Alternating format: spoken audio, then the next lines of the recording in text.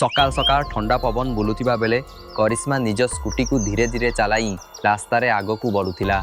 साधारण एक सलवार सूट पिंधिला से देखिले एक ग्रामर साधारण झील लगुला। काहाकू भी यही कथा जना नथिला जे से एसपी मैडम कविता सिंह झील। एही दिनटी से निज सहेली विवाह को जाउथिला। बजार पार हेबा परे से देखिला रास्ता पाखरे 5-6 जन थानार लोक गाड़ी चेक करुचंती। सेमानंक मध्यरु इंस्पेक्टर मोहन सिंह मध्य थिले। सेही मोहन सिंह जी एही थानारे काम करती, जेउठी कविता मैडम अनेक समय जाती एवं जहाकू से निजर भल मित्र बोली भाव। जेतेबेले करिश्मा सेमानंक निकट को पहुँचला, मोहन सिंह हाथ उठाई ताको रुकिबा को कहिले। करिश्मा स्कूटी को पाखकू लगाई देला। तेबे इंस्पेक्टर हसी हसी कहिले, मैडम कौठी चली जाउछंती निजे हेलमेट छाड़ी एवं स्कूटी मध्य एते तेज कहीं चलाउछंती। एबे तो चालान हेबा निश्चित, नहेले आपण माने बदलिबे केबे। करिश्मा शांत भावे कहिला, सर माफ करि दियंतु, मु डेडी हेबारु हेलमेट नेबा को भूली गली। पाखरे गोटिए विवाह को जाउची, छाड़ी दियंतु ना।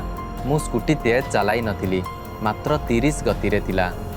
किंतु इंस्पेक्टर मोहन सिंह एते कही इंस्पेक्टर मोहन सिंह गुस्सारे करिश्मा गाल उपरे जोर थापड़ मारिदेले। सेउठी जाए तांकू एही कथा जना नथिला जे एही झियो ग्राम थिबा जने साधारण झियो नुहे, एसपी कविता सिंह झियो।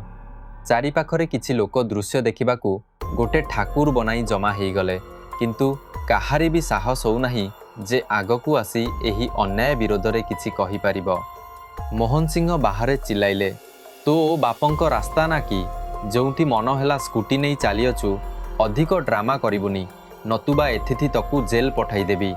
शीघ्र 5000 टंका चालान दे नाहिले स्कूटी सह तकू मध्य लकअप भितर जेई देबी। करिश्मा अपार आश्चर्य पड़गला। तांकू बुझी पड़िला जे एही इंस्पेक्टर आपणक पदर दुरुपयोग करुचंती एवं निज अहंकार रे गर्वित। से शांत स्वरे कहिला, सर दयाकरी मते जीवाकू दियंतु, मो निकटरे 5000 टंका नाही एवं एते रुपया चालान गोटिए छोट भूल पाई हुएनी। किंतु यही कथा सुनी मोहन सिंह आउ गोटे घाउ हो गले। लगुच तकू शिक्षा देवाकू पड़िबो। तो भली झील माने आगे मध्य देखिछि, हेलमेट लगेइबा जाननी एवं उपरे थरे जुबान चलाउछि। एबे चालान देबुनी, तेबे लकअप भितरे जीवु, देखुछि कौन करिबि नाही। एही कथा सुनी मोहन सिंहर मुह लाल होईगला। से हेलेई आउ गोटे थापर करी किस्मांक गाल उपरे मारिदेले। करिश्मा एपर्यंत सबू सहीथिला, किंतु तांको मन मध्यरे बसीगला जे एही अहंकारी इंस्पेक्टर को आईन रास्तारे शिक्षा दबा दरकार। चारि पाखरे थिबा लोके दृश्य देखिथिले, किंतु काहारी साहस हो नथिला जे आगकू आसी किछि कहि पारिबे। थापर खाई करिश्मा थोड़ा लघुरिले, किंतु से निजकू संभालिले। तांको आखिरे एबे आगामी लड़ाईर दृढ़ अटलता थिला। से दृढ़ स्वर रे कहिले, आपण कौनसी कारण छाड़ी एक झील उपरे हाथ उठाइछंती, एहार दंड आपण को निश्चित मिलिबो। पछरे बहुत पछतांती, एबे भी समय अछि, सुधरी जांतु। किंतु मोहन सिंह तो आउ तेज होई गले। बहुत जुबान चलाउछि, एका को नहीं जिबा। सिपाही माने जोर रे करिश्मा को धरी थाना दिगरे चली गले। थाना को पहुँचीबा साथी साथी मोहन सिंह उच्च स्वर रे चित्कार कले, कौन मरीगले सबू? शीघ्र चा आन, एक विशेष अतिथि को नहीं आसीचु। एकार खातिरदारी भल भावे करिबाकू पड़िबो। मोहन सिंह हसिकी कहिले। गोटिए सिपाही दौड़ी चा नहीं आसिला एवं मोहन सिंह बड़ आराम रे डेस्क उपरे बसीगले। एबे तकू देखाए भी आमर ताकत। आईन सहित गली गली करुथिलु ना, एबे बुझिबु तो औकात कौन। से करिश्मा विरुद्ध रे अन्याय भावे गोटिए झूठ रिपोर्ट लिखिदेले एवं गर्वरे कहिले, देख रिपोर्ट तैयारी, एबे एका को भीतर को ढुक, एकार समस्त एटीट्यूड निकाली देबो। थोड़ा समय पर करिश्मा को गोटिए गंधा अंधारा लकअप रे ठेली भीतर को धकेई दिया गला। सेथारे भल भल माछी भुनभुन करुथिले एवं तितिर दुर्गंधरे सांस निबा अभिंज हेउथिला। समय धीरे धीरे बीतुथिला। तेबे हठात थाना द्वार खोलीगला। भीतर को एसएचओ रवि सिंह प्रवेश कले। तांको नजर पड़ीगला लकअप भितरे दाड़ीथिबा करिश्मा उपरे। से मोहन सिंह को पचारिले, कौन मामला, एका को लकअप रे काहींकी रखिछ? मोहन सिंह निर्विकार भावे कहिले, सर एई झियो हेलमेट छाड़ी स्कूटी चलाउथिला, ता उपरे तेज गतिरे। ରୋକିବାକୁ ଚେଷ୍ଟା କଲେ ବେଶ୍ ଜବାବଦେହି କରିଲା। ତେଣୁ ଅଧିକରେ ମଜା ଦେଖେଇବାକୁ ଆଣିଛୁ। ରବି ସିଂହ ହସିକି କହିଲେ, ଭଲ କରିଛ। ଏମାନେ ବହୁତ ଆଉକାତ ଦେଖାନ୍ତି। ଆଇନ ଆଗରେ ନିଜକୁ କିଛି ଭାବନ୍ତି। ସେମାନେ ଏକାମାନେ କରିସ୍ମା ସମ୍ପର୍କରେ ଆସଲ କଥା ଜାଣିବାର ଚେଷ୍ଟା ମଧ୍ୟ କଲେନି। ବସ୍ ଅନ୍ଧା ବିଶ୍ୱାସରେ ତାକୁ ଅପମାନିତ ଦୃଷ୍ଟିରେ ଦେଖିଲେ। କରିସ୍ମା ବୁଝିଗଲା ଯେ ଏହି ଥାନାର ଦୁଇ ଅଧିକାରୀ ଆଇନର ରକ୍ଷକ ନୁହେଁ, ଭକ୍ଷକଟେ। ତାଙ୍କ ପାଖରେ ନ ମୋବାଇଲ ଥିଲା, ନ କାହା ସହିତ ସଂଯୋଗ କରିପାରିବା ଉପାୟ। ତଥାପି ଭାଗ୍ୟ ତାଙ୍କ ସାଥୀ ଥିଲା। ସେହିଦିନ ବେଳକୁ ପ୍ରାୟ 4ଟା ଲାଗିଥିଲା। ତେବେ ତାଙ୍କ ମା ଏସ୍ପି କବିତା ସିଂହ କିଛି କାମ ସନ୍ଦର୍ଭରେ ଥାନାକୁ ଆସି ପହଞ୍ଚିଲେ। ଥାନାକୁ ପ୍ରବେଶ କରିବା ସହ ସେ ଲକଅପ୍ରେ ଦାଡ଼ିଥିବା ଏକ ସଲୱାର ସୁଟ୍ ପିନ୍ଧିଥିବା ଝିଅ ଉପରେ ନଜର ପକାଇଲେ। ସେ ତୁରନ୍ତ ଚିହ୍ନିଗଲେ। ସେ ଝିଅ କିଏ ଅଛି? ତାଙ୍କ ଝିଅ କରିସ୍ମା। ସେ ତୁରନ୍ତ ଲକଅପ୍ ଦିଗକୁ ବଢ଼ି ଆଶ୍ଚର୍ଯ୍ୟରେ ଚିତ୍କାର କଲେ, କରିସ୍ମା, ତୁ ଏଠି କ'ଣ କରୁଛୁ? କିଏ ତୋକୁ ଲକଅପ୍ରେ ରଖିଛି? କ'ଣ ଘଟିଛି? ବୋଲି ପାଖରେ ଦାଡ଼ିଥିବା ସେଇ ଗୋଟିଏ ସିପାହୀ ସବୁକିଛି ଶୁଣୁଥିଲା।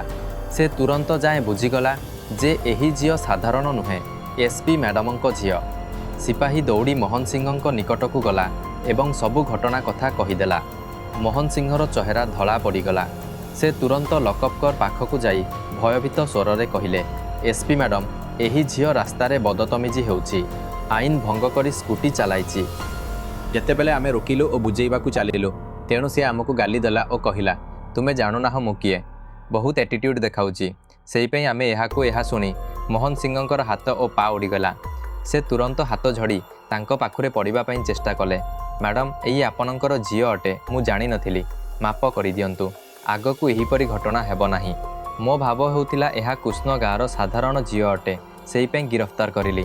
ଚଲ, ମୁଁ ଏହି ଲକଅପ୍ ଖୋଲି ଦେଉଛି ଏବଂ ତୋକୁ ଛାଡ଼ି ଦେଉଛି। କିନ୍ତୁ କବିତା ସିଂହ ଶକ୍ତ ସ୍ୱରରେ ଉଚ୍ଚାରଣ କଲେ, ଲକଅପ୍ ଖୋଲିବା ଆବଶ୍ୟକତା ନାହିଁ। ଏବେ ଯାହା କରିବା ଅଟେ ମୁଁ କରିବି। ତୁମେ ଯେଉଁ କାମ କଲା ସେଟା ଆଇନ ଓ ମାନବତା ଉଭୟଙ୍କୁ ଭଙ୍ଗ କରେ। ସେ ତୀବ୍ର ଭାବରେ ପଚାରିଲେ, ଏସ୍ଓ ରବି ସିଂହ କେଉଁଠି ଅଛନ୍ତି? ଏହି ସମୟରେ ରବି ସିଂହ ପାଖକୁ ଆସିଥିଲେ ଓ ଉତ୍ତର ଦେଲେ, ହଁ ମ୍ୟାଡ଼ାମ।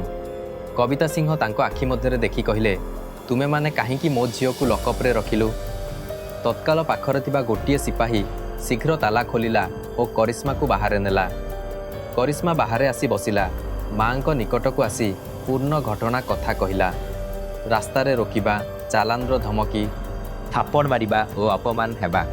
କବିତା ସିଂହ ସବୁ କଥା ଶୁଣି ବୁଝିଲେ ଯେ ମୋହନ ସିଂହ ଓ ରବି ସିଂହ ଦୁହେଁ ଜଣ ନିଜର ପୋଷାକ ଓ ପଦକୁ ଭୁଲ ଭାବରେ ବ୍ୟବହାର କଲେ। ତାଙ୍କ ମଧ୍ୟରେ ଲୁଥିବା ଅଧିକାରୀ ଓ ମା ଦୁହୁର କ୍ରୋଧ ଓ ଦୁଃଖ ମିଶିଗଲା। ସେ ମନରେ ଠାରୁଥିଲେ ଏହି ଦୁହେଁଙ୍କୁ ତାଙ୍କ ସଠିକ୍ ସ୍ଥାନ ଦେଖାଇବାକୁ ପଡ଼ିବ। ତୁମେ ଅନାଇନ୍ତିକ ଭାବରେ ମୋର ଝିଅର ଉପରେ ହାତ ଉଠାଇଲୁ, ସେ ମଧ୍ୟ 2 ଥର। ଆଇନ ଭଙ୍ଗ କରିଦେଲୁ। ଏବେ ତୁମେ ସଜା ପାଇବାକୁ ପଡ଼ିବ। ସଙ୍ଗୀନ ଭାବରେ କହିଲେ, ଏବେ ତୁମେ ଚାଲିପାରିବେ ନାହିଁ।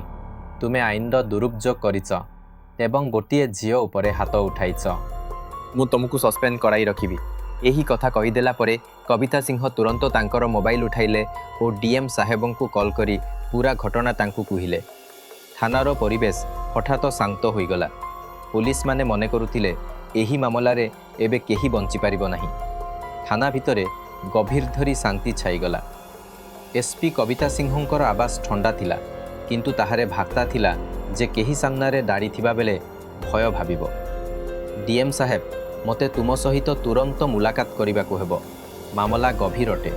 ମୁଁ ତୁମ୍ବର କାର୍ଯ୍ୟାଳୟକୁ ଯିବି ନାହିଁ। ତୁମକୁ ଏଠି ଥାନାକୁ ସମ୍ବୋଧିତ ହେବାକୁ ପଡ଼ିବ। ଫୋନ୍ ରଖିବା ସହ ଥାନାରେ ହଲଚଲ ଆରମ୍ଭ ହେଲା। ରବି ସିଂହ ଓ ମୋହନ ସିଂହ ଏକ ଅନ୍ୟଙ୍କୁ ଦୁଶ୍ଚୋଚ ନଜରରେ ଦେଖି ଲଗାଇଲେ। ମାନେ ଦୁହେଁ ଏକ ଅନ୍ୟକୁ ଦୋଷ ଦେଉଛନ୍ତି। ଅନ୍ୟ ସମସ୍ତ ସିପାହୀ ଚୁପଚାପ ଆପଣଙ୍କ କୋଣରେ ଦାଡ଼ିଲେ।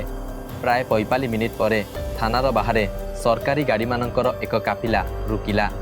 ଗାଡ଼ିରୁ ଡିଏମ୍ ସାହେବ, ସେଙ୍କ ସହିତ ଏସିଏମ୍ ଓ 2 ଅଧିକାରୀ ଉତ୍ତର ଦେଲେ। ସେମାନଙ୍କ ଆସୁଥିବା ସହ ବାତାବରଣରେ ଆଉ ଏକ ଗଭୀର ଶାନ୍ତି ଛାଇଲା। କାହାର ମୁହଁରେ ହସ ବା ଆଖି ମେଲାଇବାର ମାମଲା ତୁରନ୍ତ ହେଲା ନାହିଁ। ଡିଏମ୍ ସାହେବ ସେଠାରୁ ସିଧା ଏସ୍ପି କବିତା ସିଂହଙ୍କଠାରେ ଗଲେ। ଏହି ଭିଡ଼ିଓ ଏତିକି ଥିଲା। ଭିଡ଼ିଓ ଭଲ ଲାଗିଲେ ଲାଇକ୍ କରନ୍ତୁ, ଚ୍ୟାନେଲକୁ ସବସ୍କ୍ରାଇବ୍ କରନ୍ତୁ। ଆଉ ଏହାର ପାର୍ଟ 2 ଦେଖିବା ପାଇଁ କମେଣ୍ଟରେ ନିଶ୍ଚୟ କହନ୍ତୁ। ଆଉ ଆପଣ କେଉଁଠି ଆଉ କେଉଁ ଗାଁରୁ ଦେଖୁଛନ୍ତି କମେଣ୍ଟରେ ନିଶ୍ଚୟ କହନ୍ତୁ।